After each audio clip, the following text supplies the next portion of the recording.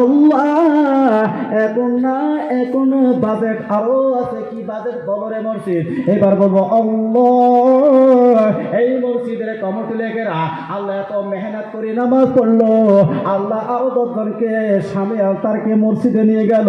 আর আল্লাহ যারা যারা মসজিদে নাক দিয়ে কপাল দিয়ে স্নান করলো, পৃথিবীর মুসলমানদের জন্য ফরজের পরে, নফল নামাজের পরে, সুন্নতের পরে আল্লাহ পৃথিবীর মুসলমানদের জন্য দোয়া করলো। যত পৃথিবী যত কবরে তারা যে শাস্তিরা আল্লাহ তাদের জন্য দোয়া করেছে। আল্লাহ তোমার ঘরটা মাখা জালটা নিজে হাতে সাফ করেছে, লেট্রিন বাথরুম সমস্ত সাফা করেছে।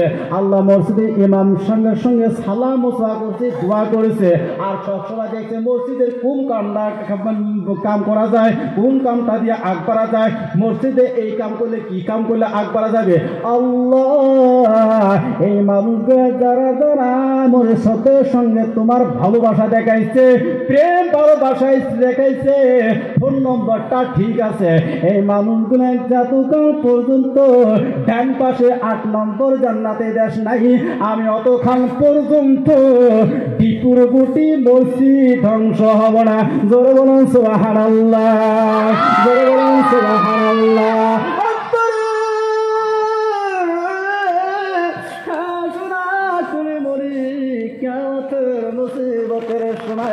এই মসজিদের জবানটা খুলিয়া যাবে, আমরা কোন এই ডাব্বা ভিতরে ছিলাম।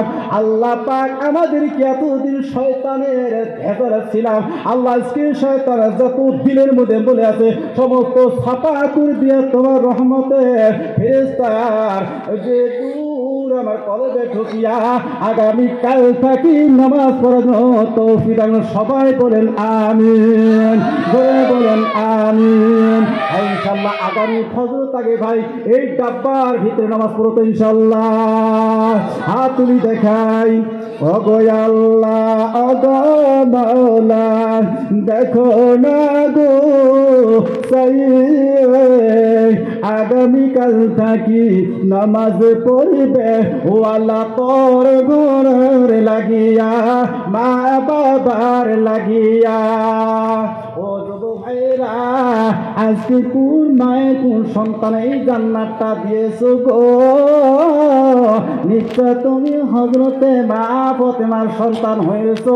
মা আমেনার খাতা নাম বসাইছো, মা রহিমার খাতা নাম বসাইছো, মা সুমাইয়ার মার খাতা নাম বসাইছো, মা রাবিয়া বসির খাতা নাম বসাইছো, মা আসিয়ার খাতায় নাম বসাইছো।